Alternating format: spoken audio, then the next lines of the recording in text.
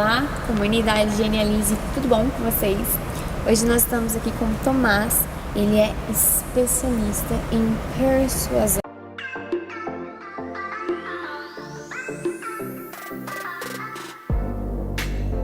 Vou falar um pouco para vocês a ideia de como nós estamos sempre sendo influenciados. Você sabia disso, Vanusa? Não, eu não sei. Como assim?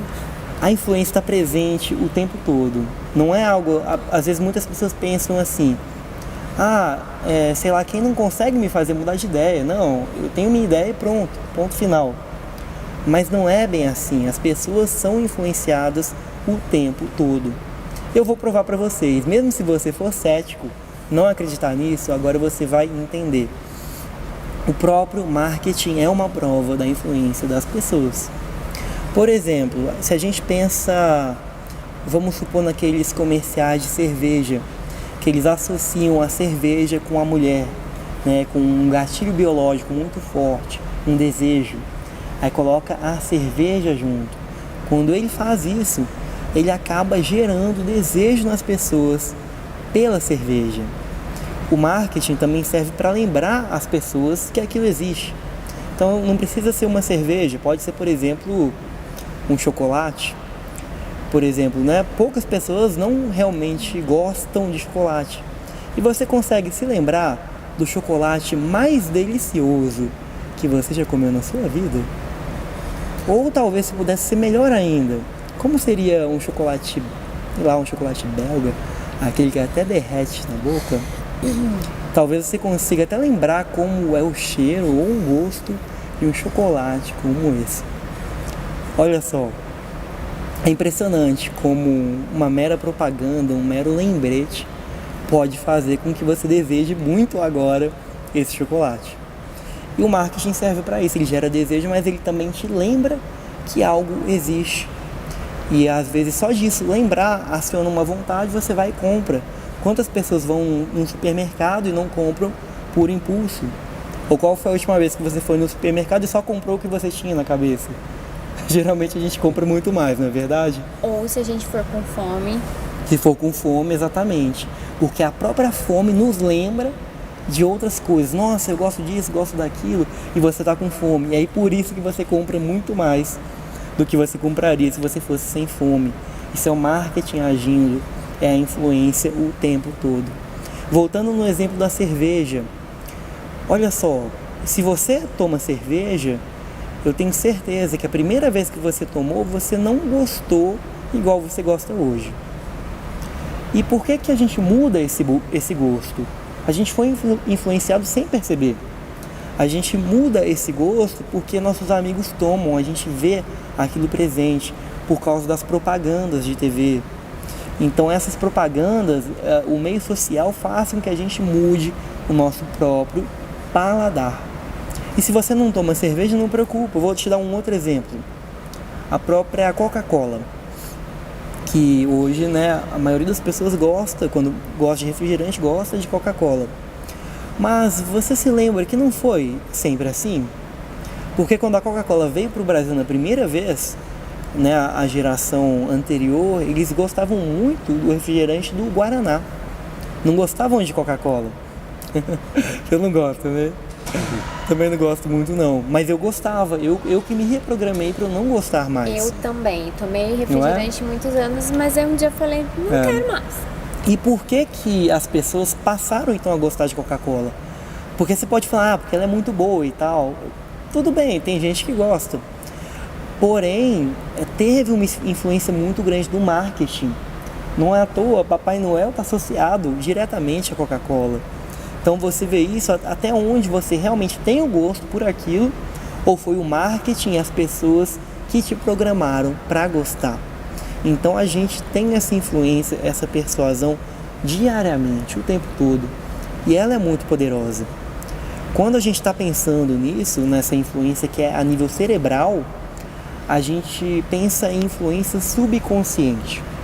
A gente tem programações cerebrais. Então, por exemplo, a gente está associando a cerveja com a mulher, com essa necessidade sexual.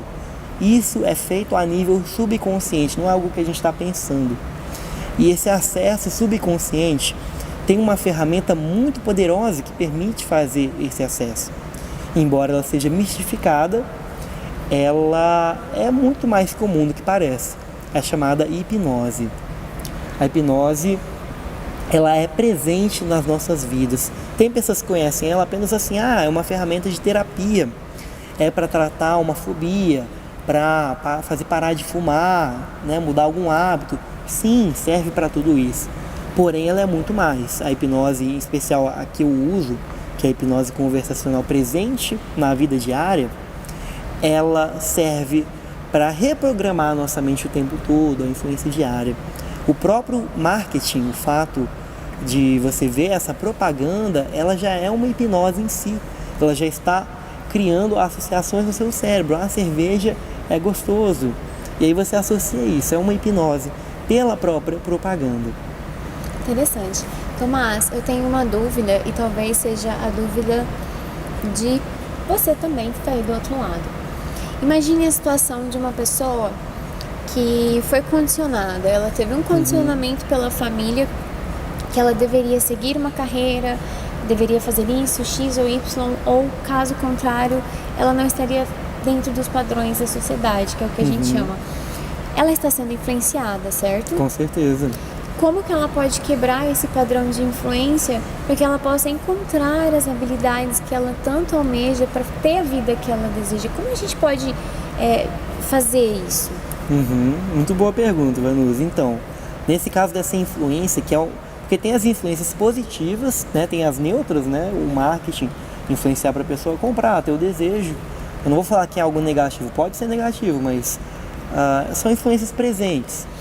Agora tem as realmente negativas, como essas, são crenças limitantes, né? São coisas que as pessoas falam e impactam a vida, muitas vezes impactam o resto da vida dessa pessoa.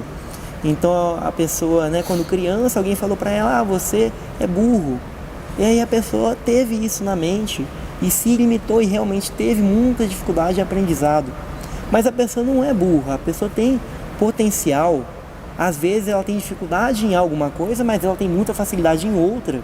Ela aceitou uma sugestão. Ela aceitou uma ideia. Sem saber. Exatamente. Porém, a influência ela é presente o tempo todo. Então o que acontece? O tempo todo esse tipo de coisa pode vir pra gente.